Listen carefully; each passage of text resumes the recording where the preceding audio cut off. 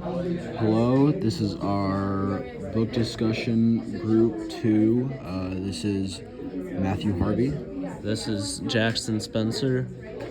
and we are doing our report on Into the Wild. I guess we can just start off. Starting with the first question.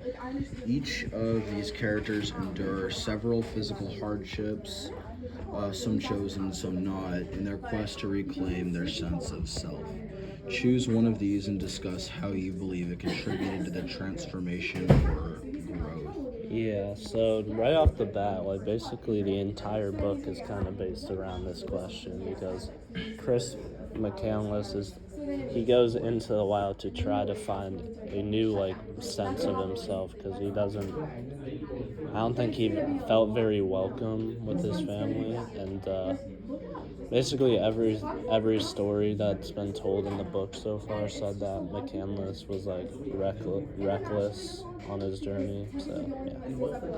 And then one of the hardships that I actually noticed, of course, this is very minor, but the guy that was driving Chris at the start, Jim Gallion, even though it's very minor, he faces his own challenges when driving Chris to his destination because he worries for him and he asks about his family life and his plans and how he's gonna live out here, and even the material, the minuscule amount of materials Chris takes with him. Yeah, I was gonna say he noticed how little resources he had on his back when he picked him up. Yeah, and he shows a sense of hesitation, but also a lot of care for just this random kid that he barely even knows anything about. And it also even relates to me in a kind of way. I kind of liked knowing a bit about him, even though the little information that we were given about Jim, but just that he's a very empathetic person, and I'm also a pretty empathetic person. I'm always trying to make sure people are accounted for, and I can see that in Jim as well. And that can lead into our next question. People that these characters meet on their journey are critical on the path to self-discovery, redemption, and atonement. Discuss one such encounter and discuss how you believe that this character contributes not only to the main character's life, but the overall argument. Yeah, so what we were just talking about, Jim Gallagher's an example, because I'm pretty sure he's the first POV we get told in the book. I could be wrong. We get it told from his perspective after the fact. Yeah, so we open the book kind of with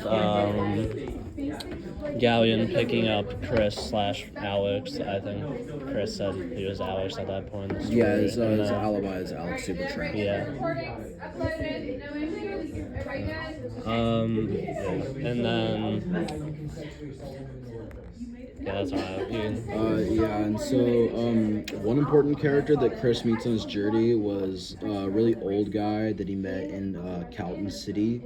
An old guy named Ronald Franz, and he lives alone, but we're later told in the story that he just lives alone and that his family members died or something like that, and that he's lonely, and that's why he's caring for Chris, because he sees it as just a way to, I guess, cope with his loneliness. Yeah. He cares for him, and they eventually form a pretty deep bond together. Yeah, he asks for him to be his grandson at some point in the book. Yeah, almost as if he could I guess, I know this probably wasn't so, but I guess this is an adoptive sense. But he also questions him. He's confused. He's why would you cut ties with your family? And it's just, of course, Chris. He has his reasons, and he just doesn't really. Ronald Franz, he's just confused that he leave all the support that he has. But and then the next question: choose a metaphor used in the text and explain how it contributes to the author's purpose. And one thing, actually, in the title, the name of the book, Into the Wild, the name of the wild is it's a metaphor in and of itself. It's it represents the freedom that Chris is kind of like yearning for throughout the book, like what he's trying to discover and like learn about himself, but also Yeah, it's also like unknown. That's why it's referred to as like the wild rather than like into Alaska or something, because you don't know like what's out there or what's coming for you. yeah, it's like his it's how he's discovering life, but also how he's discovering himself and how he's trying to look for this newfound sense of freedom that he can just enjoy, that he's not like being constrained to the social norms of society.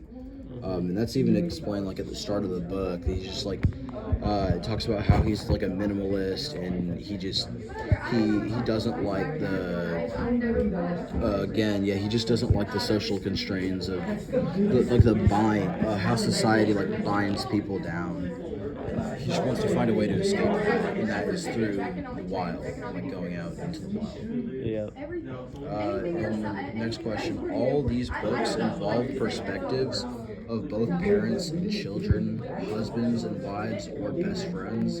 How does offering one of these 2 points of view develop a more complex argument? Explain relative to your book. So one example would be like one of the main reasons Chris / Alex or whatever ventures into the wild is because of his family, because I don't think he felt very like welcome in his own family, which like caused him to kind of want to find a new sense for himself.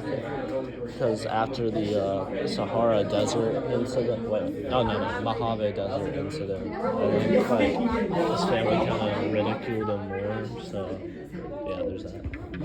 Yeah, he sees his family as very controlling, and that's one of the main reasons why he just took off and cut ties. And of course, doubling back again to the start of the book, like he says like f my family, like I haven't talked to them in like 2 years, like I don't want anything to do with them.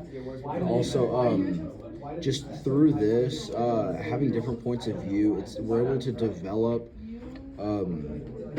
just a more complex argument by we're able to see all parts of the story and how different people perceive or react to different parts of information events that are brought up throughout the story. So like we're able to see the old dude, what is it, Ronald Franz? Yeah, Franz. Yeah, we're able to see his point of view and like his confusion towards Chris on why he would cut ties and like leave his family like this. But we're also able to see it from Chris's point of view and how like his true motive, and like why he doesn't like his just doesn't like his family, that they constrain him and they hold him back from the freedom that he wants to experience. Yeah, and then the people he meets along the way are almost like closer to him than his family, because they grow to like learn like a big bond with him. Like Franz, for example, I think when he heard about Chris's death later on, that he like broke his sobriety and like drank because he was so depressed.